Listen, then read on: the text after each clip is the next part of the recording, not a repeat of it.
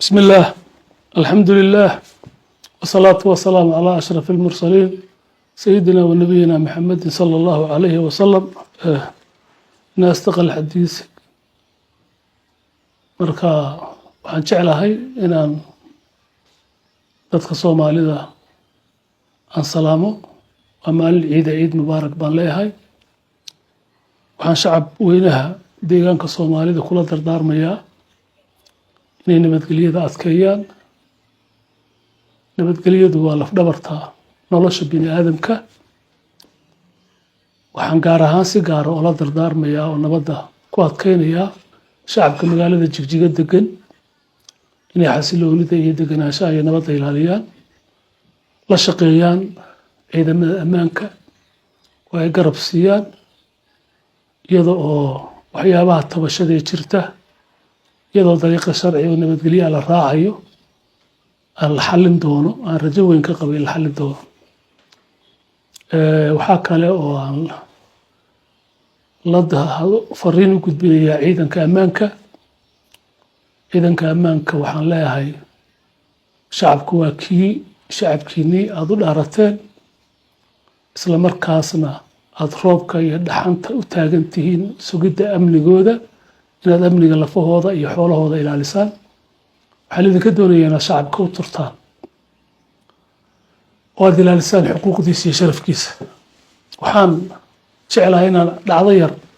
oo aniga iyo dhex martay meel xafiis oon dan ka lahaa ayuu nin askarihu si xun ila dhaqmay. markii aana wax reaction oo jawaaba bixinin baa kii garabka taagnaa ayaa soo booday oo la dagaalamay ninkii oo maxaad odayga ma i garanayaan cidaan ahay sidan ugula dhaqmi, madaxuu iga dhunkaday, wii raali geliyey. aad baan u farxay, jireelcaygu jajabtay. waxaa laga doonayaa ciidanka qiyamka iyo valueska ku shaqeynaya wax ka baxsan ruuxii dadka kula dhaqmaa inuu midka garab taagan waxay u dhaarteen maadaama shacabka yahay ay ka hortagaan oo ay ilaaliyaan oo ay ilaashadaan nidaamkooda. mas-uuliyiinta waxaa laga rabaa maamulka in tabashooyinka iyo dhacdooyinka u baahan ee dadka cadaaladda ay dalbanayaan inay cadaalad helaan si transparency ah oo sharciga waafaqsan baaritaan loo sameeyo oo dhibaatooyinka ka cabanayaan ay xal helaan. waxaan baaq u soo jeedinayaa odayaasha deegaanka gaar ahaan Jigjiga, odayaasheeda ugu horeeya Garaad Kulmiye, Suldaan Cabdiraxmaan Bade, Suldaan Buseeri, Suldaan Odowaa iyo salaakiinta kale faraha badan. waa inay hogaankii bulshada ee dhaqanka maadaama ay yihiin tiir dhexaadna iyagu nabadda iyo wadajirka iyo midnimada u yihiin, waa inay howlaha sidii amniga loo sugi lahaa qaalintooda ka qaataan, taladoodana ka dhiibtaan. intaa markaan dhacdada magaalada Jigjiga ka jirtay xaaladeeda amnigeena aynu ilaashano, amni lagu faani karo oon tusaale ugu nahay Etoobiya, Soomaali oo dhan ay isugu timid magaalada Jigjiga aynu haysanaa. waxaynu u baahan nahay inaan sii xoojino amnigeena. intaas markaan kaga gudbo xaaladda ammaanka iyo waxaan rabaa anigu waxaan ahay oday Soomaaliyeed oo mas-uul soo maray, iyadoo middaa laga ambaqaadayo mas-uuliyad baa dadka iga saaran inaan kolba wixii dhibaatooyinkiisa ka hadlo, u danqado. iyadoo taa laga duulayo ayaan fikrada soo jeediyey, talooyin aan madaxweynaha iyo maamulka u soo jeedinayo. Soomaali oo dhan way dhegaysatay talooyinkaan soo jeediyey. nuxurka talooyinkaan soo jeediyey 3 qodob bay ku qotomeen. qodobka koowaad waxaan ku baaqayay in nabadgelyadeena deegaanka aan adkaysano oo aan ka taxadiro wixii inagu dhacay, khaladaadkii inagu dhacay 1994 mar labaad inay dhacaan oo nabadgelyo darro. waayo xanuunka dhibaatadaas oo ay leedahay baynu dhammaanteen wada xusuusanaa. waxaa kaloo dadkeena iyo maamulkeena ku boorinayay in aynu maadaama sistamka maanta jira oo xorriyad dheeraada siinaya dadka Soomaalida iyo guud ahaan qowmiyadaha Etoobiya in aynu garab istaagno inagoo cabsi badan ka qabna. cabsi badan baa waxaan ka qabaa nidaamyadii hore istibdaadiga ah ee naftayaha iyo Abyssinia inay mar labaad dib loogu soo noqdaan kuwaasoo aan haba yaraatay xuquuqda qowmiyaadka ogoleen xuquuqda qowmiyaadka Oromada 3,000 oo sano inay xukumeen dhibaato fara badan bay u soo geysteen shucuubteena waxaan leeyahay nidaamka maanta jira waa keeni aan ilaashano aan difaacano waa nidaam kushitig ah 3,000 waa qofkii koowaad ee kushitiga ee mas'uuliyadda soo qabta aynu garab gallo oo roolkeena aan qaadano qodobkaas ah qodobka labaadna waa shacabkeena aan midnimadiina iyo wada jirkiisa xoojino aan waxyaabaha tabashooyinka shacbiga gudihiisa ka jira xallin aan soo dhaweysano ayuu ahaa iyadoo middaa marka laga ambaqaadayo qodobka saddexaadna wuxuu ahaa maadaama fursad dheeraada ay noo furtay inay dadkeennu maanta iyagu isxushaan oo mas-uuliyiinteena iyo wiilasheennii ay xulaan in aynu dadka wanaagsan ee bulshada waxtarka u leh aan xulanno maaha xidhiirka shakhsiga inaga dhexeeya ama mas-uulka ka dhexeeya madaxweynaha ka dhexeeya in wax lagu xulo waa in lagu xulo muxuu waxtar ummadda u leeyahay taana talan ka soo bixiya afkaarta waa lagu kala duwanaan karaa xulashada iyo waxyaabaha la xidhiidha waanu ahaa waxaan xaq u leeyahay buu ahaa oo ay mas-uuliyadda taariikhiga ay saarayso intaa markaan taa kaga gudbo haddii ninbaa Soomaaliya wuxuu yidhi war haddaan wax dhimayna geel 15 qaday baan soo arooriyey haddaana wax dhimayna geel 15 qaday baan soo arooriyey marka haddaan wax dhimayna anigu 3 qodob baan ka hadlay haddaana wax dhimayna 3 qodob baan ka hadlay Soomaali baa garnaqi Ethiopia loo garnaqi oo eegaysa marka inta ka gudubno anigu xisbi ahaan xisbiga BB baan taageersanahay xisbiga Soomaalida ee maanta BB-da ku beeray xisbiyadii qabaliga ahaa qofkii soo afjaray baan ahaa xisbigii leegada iyo xisbigii Onolaf oo isku beeray ba Cabdimajiidna gudoomiye noqday anna aan gudoomiye ku-xigeen ka noqday isla markaasna aan ahaa kililka madaxweynihii deegaanka Soomaalida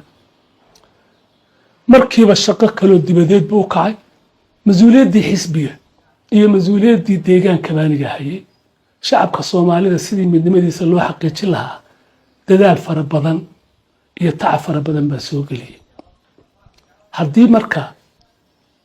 maadaama uu aasaaska xisbiga deegaankeenu sidaas ahaa dee xisbiga lagu fadhiyo waxaan ahaa qofkii contributionka intaas lee ka soo qaatay la jecelaan ka leeyahay xisbiga afkaartiisaan taageersanahay oo inay ummadda Soomaalida waxtar iyo danaheeda ku gaadhayso ayaan aaminsanahay taas marka laga tago fikradaha aan soo jeediyey hadallada aan idhi dhibaatooyin fara badan iyo propaganda dacaayad ka socota social media dhammaan dadka Soomaalida uu arki karaa intaas ayaan idhi waxaa kaloo jira dhibaatooyin iyo hadallo kala soo baxaya oo la xiriira microfinance-ga lacag deyn oo ka qaatay oo madaxweynuhu warqad qoro yiri waa in laga soo celiyo isagoo aniga ii jeeda aad baan ugu ammaanayaa madaxweynuhu inuu xil iska saaro soo celinta deymaha sababtoo waa lacag ummadeed waan iska soo celiyey hay-adda microfinance-ga ee shuruucdeeda leh nidaamkeeda iyadoo la tixraacayo ayaan lacagteedii ku celinayaa waana ku celiyey taasaan ka dhahayaa waxaan sheegayaa oo aan leeyahay madaxweyne xilligii cabdiilay dadkii deyn ka qaatay lacagahaas laga soo celiyo ama ha la xidho adoo aan iyo dan la hadhihine waxaad dhahdaa lacagihii microfinance-ga laga qaatay ilaa xilligan aad joogtay oo boqolaal qof ah oo malaayiin ah dadkii qaatay ummad baa iskale ha la soo celiyo oo adigu dad gaar ah oo shakhsiyan aadano aad ka leedahay ku siisay ha laga soo celiyaan leeyahay ayna noqonin sharcigu in mid loo isticmaalo lagu dhibaateeyo midna lagu wax taro waxaa kaloo sheegayaa arrin sir ah oo aniga madaxweynahana dhex martay madaxweynaha wax annaga labadana khaas u ahaa yaa social media dhexsa qandaraas buu isii madaxweynaha ku yiri u diiday waa run madaxweynaha qandaraas siibaan sidaad ogtihiin deegaankeena Soomaalida qaabka qandaraasyada lagu bixiyo nidaam transparency oo ay ummaddu u siman tahay oo tartan xor intay shirkaduhu galaan qandaraas lagu bixiyo telefoon baa lagu bixiyaa de markii aan telefoon lagu bixiyo muddo 7 sano ah qof shirkad dhisma lahaa oo shaqeynayeen aan ahaa 7 sanadood baan madaxweyne qandaraasyada dadkaas siinaysa baan la mid ahay wax iga sii haddii inuu diido iyo inuu yeelo waa maadaama ay isagu de shirkad shakhsi ah dowladii deegaanka ummadda Soomaaliya shirkad shakhsi ah dadka uu wax siiyey ee qandaraasyada siinayo dad aan ummadda waxaaba yaraatay ay u soo qabteen ee ayna jirin ayuu qandaraasyadii gaadiidkii ummadda iyo Soomaaliyeed wata haddii aan madaxweynahayga ka codsadoon inay wax iga sii inuu maanta intuu dad u soo dhiibo dhaho ninka qandaraas baa loo diiday bal dhaqanka noocaas ee qofka madaxweynaha sheeganaya oo ku dhaqmayo in Soomaaliya ka garnaqdo wax kale oo sameeyay ma jiro marka sidaas tahay social media madaxweynuhu waa madaxweyne Soomaaliyeed qabiil heer Cabdilla la dhaho iyo ku jidwaaq la dhaho toona xilka kama qaadi karaa sababtoo madaxweyne la doortay weeye qabiil xilma qaadi karto أنا غير عبد الله حتى غير عبد الله سود ويواني وشعب الله عليه لح قبل دقن تبشوي فربضان واي تبصنا أيام باكرون روحوا وقالوا هاي عدو ما وشعب كني قالقاها أي كمدين إنه لا فريستو ويديو تبشوي ده ويديو واحتر بدن بيوم أولادها إنه مدي مركا أو عيبين كدقو وديدو إنه سود ويلا هذا waxaan xalinteeda leh madaxweynaha shakhsiyan aniga waan isnaqaanaa dadkoo dhan isaga iga aqoon badan marka sidaas tahay anigu qabiilka ma aaminsani waxaan u malaynayaa sababta uu arrintaas diidmada noocaas u keenay meel xun baan ka galay heer Cabdillu imooday ma ihi anigu heer Cabdille madaxweyne Soomaaliyeed baan ahay oo madax ku soo shaqeeyay haddana oday Soomaaliyeed marka sidaas tahay qofka qabyaaladiisa waxa lagu miisaanaa markuu xilka joogo habku u dhaqmo isaga marxaati iga ah inaan anigu qabyaalad ku dhaqmin isaga marxaati iga qandaraasyada ugu badan ragga qaatay waxa soo jifadiisa dhowbay ahay xilligan joogay Ibrahim Xaade Allahu naxariiste Cabdiraxmaan Umar Jeesde Sheekh Nuur Maxamed Buraale محمد نوريد حسين عيسى قندراس لياشي شركتها جرا وان ku faraxsanahay waqtiga ay abuurmeen ay dhismeen bay ahayd way iskooda waxa kale oo sameeyay si aan dhibaatada magaalada dhexbuur ka jirta u xalliyo 14 habeen baan magaalada si magaalada gudaheeda xaafad afraad iyo xaafada kale la isugu furo ayaan ka yaan jiifay aqalka Ibrahim Xaad anigoo ka shakisan kuwan waxay marka sidaa tahay in madaxweynuhu intuu organize gareeyo dad qabiila oo dhaho madaxweynihii hore hala caayo oo Facebook waxaan jirin hala qoro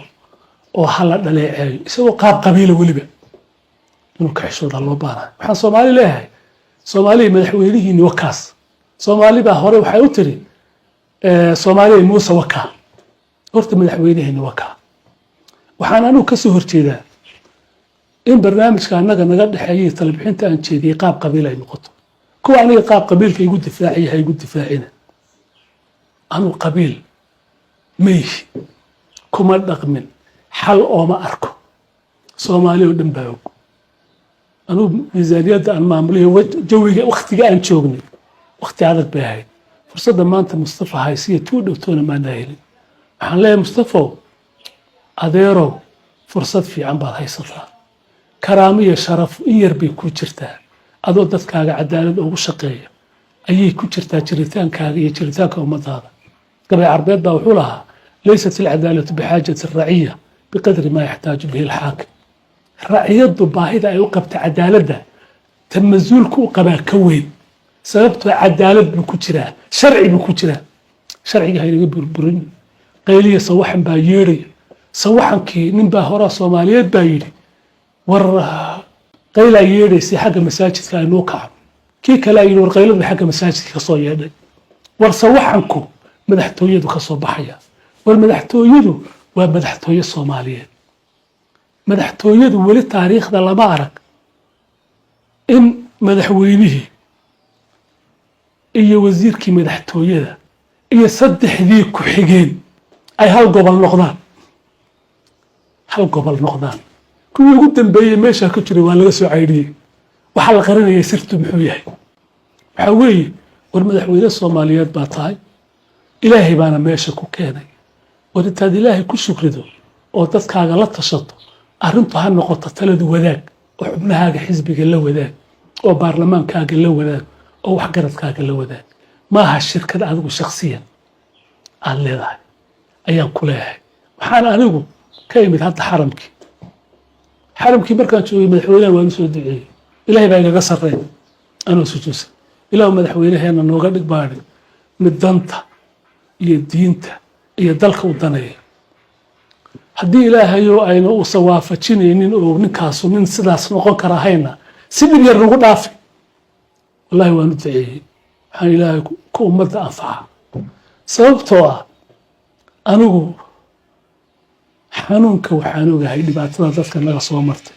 mar dambe burburoo ma baahni isdaba orod iyo isjiitanoo ma baahni waxaan u baahannahay inaan nasanno waxaan u baahannahay carruurtanadu meel anigu dee dad iyo dunyaba waan buuxaa wixii aan ka filayey wax ka badan yuu ilaahay i siiyey alxamdulilahi rabbi alcaalamiin ducada dadkaygaan ku helay ducada dadkayga ayaan ku helay fadliga ilaahay raganimatii aan kuma helin carruurtayda waa wada jaamici nolol waxaan ku noolaaday meli waxaa weeye anigu siyaasi ma yihi political ambition lahoo ninkan kursiga ka qaadale buufiska ha iska daayo madaxweynuhu waxaan ka doonaynaa inuu isagu is-ictiraafo isagii baan is-ictiraafsanayn war qabiilka madaxweyne ka qaadi karaa dad xaggee joogaan war waa dadkaagii masaakiinta ah ashkhaas siyaasadeed oo ambishin leh xukunka haddii ku jira kuma jiraan kuwa hadday jiraan hadda waa wax caadiho sunnaha caadigo wax ambishin ku dhalan kara wey qabiil in loo laayo hebel baa kursi damcay ama loo dhibaateeyo ama xuquuqdiisa ku waaye maaha anigu fariintaas maalinta jimcaha allah ina barakeeyo dembigeennana allaha dhaafo xaqa ilaahay haynagu soo duwo systemkan iyo nidaamkan aan difaacano wasalaamu calaykum waraxmat ullahi wabarakaatu